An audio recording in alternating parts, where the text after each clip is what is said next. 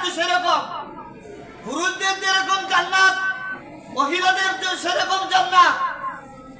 এটা আমাদের সজাগ হতে হবে। মাদ্রাসা নিয়ে কোনো অবস্থাতে, কোনো মাদ্রাসা নিয়ে যদি সামান্যতম দোষ দেখেন, এটা আপনার কাছে দোয়া করবেন, সাথে সাথে মাদ্রাসার প্রতিপক্ষকে জানাই দিবেন। এটা নিয়ে বেদিনেরা কি করবে? আপনি দেখছেন তো ইস্কন টিস্কন যেগুলো দেখছেন, এগুলো কি করতে মসজিদে হামলা করছে। ৯০%, ৯৫% মুসলমান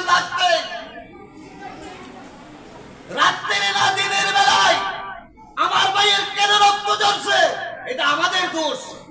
আমরা সজাগ না, আমরা ঘুমাই আছি, ওই বেদিনদের বিষয় নিয়ে ঘুমাই আছি। আমরা শুধু দোষ তালাশ করি ওলামাদের, আমরা দোষ তালাশ করি ইমামদের, আমরা দোষ তালাশ করি ছাত্র শিক্ষকদের, আমরা দোষ তালাশ করি মাদ্রাসার ছাত্রদের। সেজন্য আমাদের পরিণতি এটাই ওয়াইট করতেছে আগামী দিনের জন্য। সেজন্য এটা থেকে আমাদের চোখ তুলে ফেলে আমাদের চোখকে সজাগ করতে হবে। এটা একটা ছোট্ট মেসেজ দিলাম আমি। এই মেসেজটুকু মনে রাখতে হবে। আমার ছেলে, আপনার ছেলে কিভাবে ভবিষ্যতে মানুষ হবে, গড়ে উঠবে, এটা কিন্তু আমাদের চিন্তাধারা ভিন্ন থাকতে হবে। ওস্তাদের সাথে ভালো আচরণ করবেন, সম্ভব অনুযায়ী ওদেরকে হারিয়ে দিবেন, সম্ভব অনুযায়ী মাদ্রাসার বেতন দিবেন। আপনাদের কাউকে আমি বেশি ছাবি নাই, এটা কোনোদিন বলতে পারবেন না। আপনাদের সামান্য 200 টাকা 300 টাকা বেতন দিতে কষ্ট হচ্ছে, তবে কিন্তু আমার কিরকম কষ্ট হচ্ছে আমার মালিকই জানে। আমি আপনাদের কাছে কথা বলতে চাই না। আমি যদি ঘন্টার পর ঘন্টা আমার কষ্টের কথা বলতে থাকি, আপনাদের চোখের পানি আসবে, কিন্তু আপনারা কিন্তু তবু কিন্তু আমার কষ্টের কথা শেষ হবে না। আপনারা 3 জন 4 জনের একজন ফ্যামিলি চালানোর জন্য একটা ফ্যামিলি মেম্বার সৌদি আরব, দুবাই, আরব এমারতে কি করে অবস্থান করে ওইখান থেকে টাকায় কামাই করে। কিন্তু আমার এই ফ্যামিলিতে 500 ছাত্র, এই ফ্যামিলিতে 21-20 জন আমরা স্টুডেন্ট শিক্ষক আছি, বাবুস্তি সহ গেটের দারোয়ান সহ 20 জন আছি। 20 জনের বেতন কত আসে, ওদের কানার বিল কত আছে, ইলেকট্রিকের বিল কত আছে, সব কিছু আমদাম যদি আপনারা খেয়াল করেন, একটু কিন্তু আপনারা কিন্তু সজাগ হয়ে যাবেন।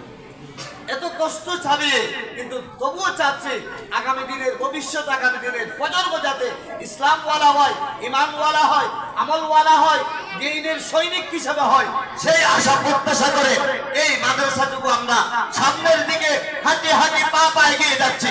আর কিছুই না, এখানে একটা চেয়ার নাই, এখানে একটা এমন নাই। আমার 20 বছর 40 বছর শিক্ষকতার পর, মুফতমিমের পর আমি একটা কি পাবো, পেনশন পাবো 20 লক্ষ টাকা, 50 লক্ষ টাকা। আমি যাওয়ার পর কিছু বদনাম হবে, কিছু দাম হবে না, এটাই তাকে আমরা কিন্তু এটার দিকে তাকাই না। সেজন্য আমরা সামনের দিকে এগিয়ে যাচ্ছি।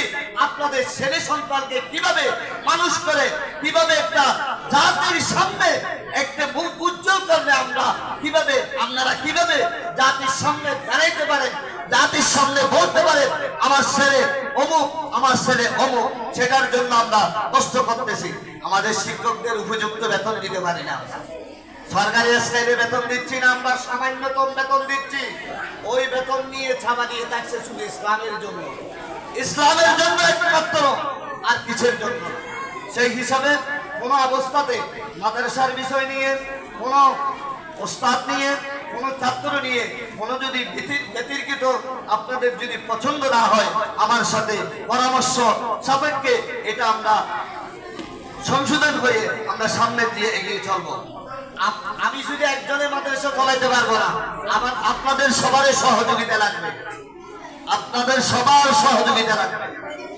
সেই হিসাবে এই বিষয় নিয়ে আর কথা দীর্ঘক্ষণ করতেছি না। আর বকেয়া সামান্যতম আপনাদের যা বেতন আছে, এই বেতনগুলো অতি শীঘ্রই আদায় করবেন। আর এখনো কিন্তু অনেকের পরীক্ষার ফিস আদায় হয়নি। সেন্টার পরীক্ষার ফিস আমরা জমা দিয়েছি প্রায় 1.5 মাস আগে। 1.5 মাস আগে আমার পকেট থেকে আমি টাকা জমা দিয়ে ফেলছি, কারণ এটা ফর্ম ফিল আপ হয়েছে। এটার বিষয় নিয়ে আপনাদের কি এই প্রবেশপত্র এগুলো কিন্তু চলে আসছে, টাকা জমা না দিলে একটু আসবে না। সেই হিসাবে আমরা পরীক্ষার ফিস আদায় করব। আগামী ভর্তি ফিস হবে সবার জন্য, আপনাদের সাথে পরামর্শ করতেছি। 1000 টাকা কি কষ্ট হবে? বই সহ এখানে আপনাদের বই সহ, বই প্রায় 500 টাকার মতো বই চলা আছে। মাদ্রাসা 500 টাকা পাবে। 1000 টাকা করে ভর্তি ফিস। আপনাদের কোনো কষ্ট হবে? হ্যাঁ, সবকিছু তো দাম বাড়ছে, আপনারা তো দেখতেছেন। হ্যাঁ, ঠিক আছে, আপনাদের তাহলে এই বিষয় নিয়ে ভিন্ন মত নাই। যদি কোনো থাকলে আমার সাথে পরামর্শ করবেন।